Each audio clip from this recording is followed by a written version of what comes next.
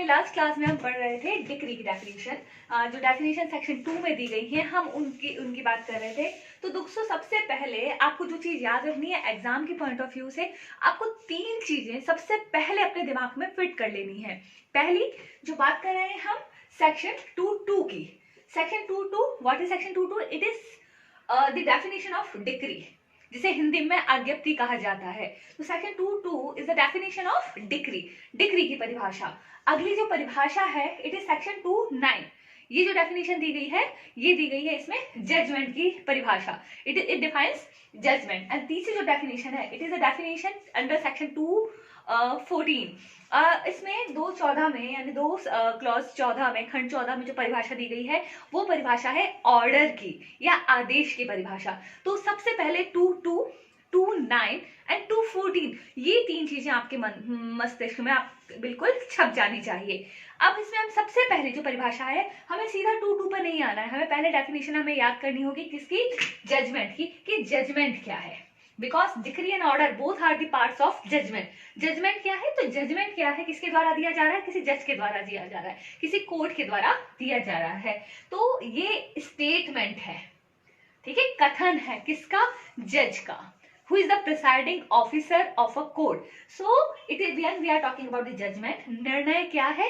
निर्णय एक स्टेटमेंट है, कथन है जो किसी जज के द्वारा दिया जाता है और जो डिक्री भी हो सकता है यानी आज्ञप्ति भी हो सकता है और आदेश भी हो सकता है। तो आदेश या आज्ञप्ति के रूप में न्यायालय का कथन निर्णय है।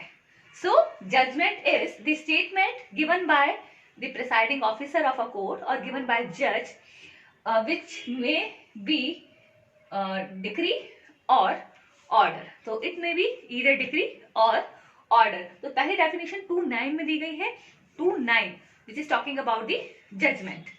अगली डेफिनेशन दी गई 2.14, ऑर्डर क्या है?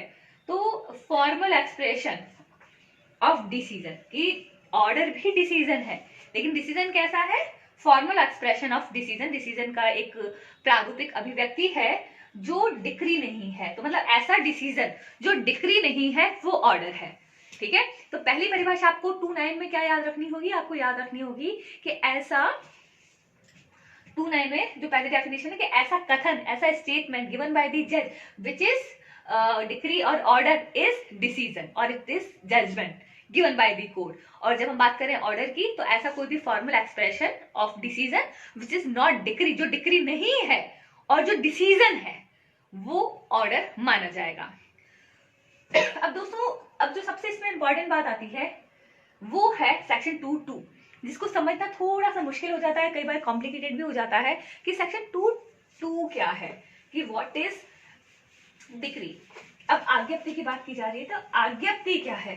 तो सबसे पहले दोस्तों कि जब हम बात कर रहे हैं आज्ञप्ति की या डिक्री की, it is a formal expression, ठीक है। एक ये प्रारूपिक अभिव्यक्ति है, एक फॉर्मली एक्सप्रेस किया गया है किसी एडजुडिकेशन को, न्याय निर्णय को, किसी डिसीजन को, किसी भी कोर्ट के द्वारा दिए जाने वाले निर्णय को।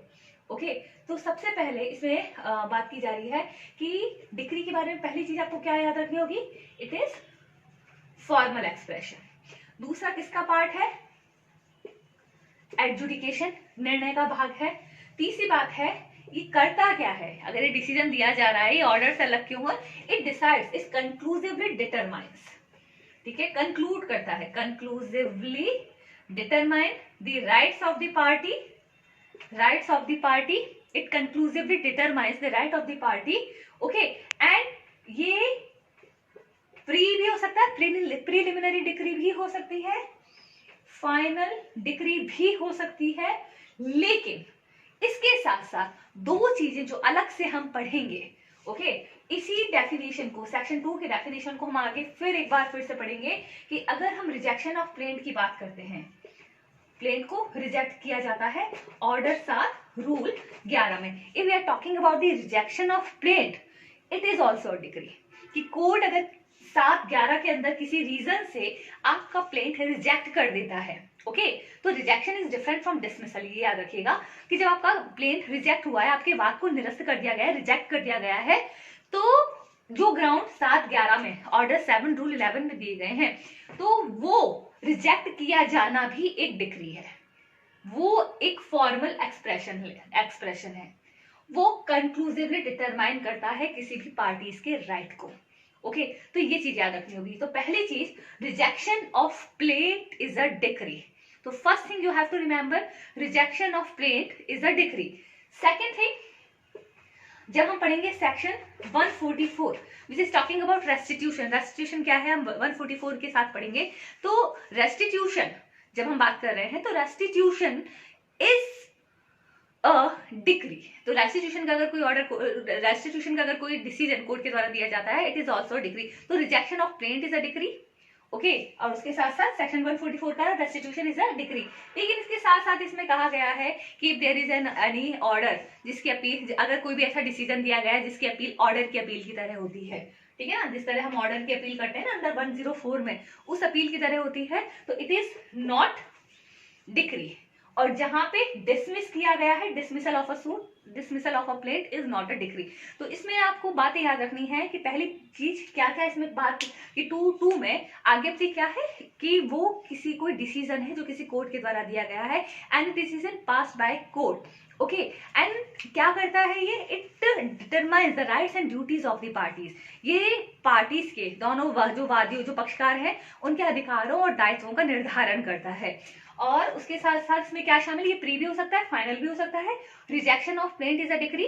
और उसके अलावा बात की गई 144 में जो रेस्टिट्यूशन है, इट इज ऑल्सो डिक्री।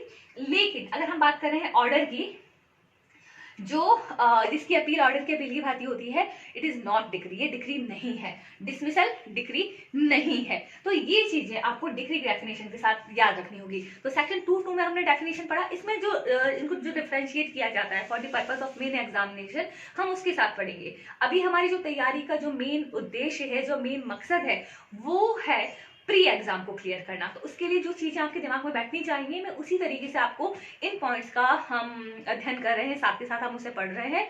तो बने रहिए हमारे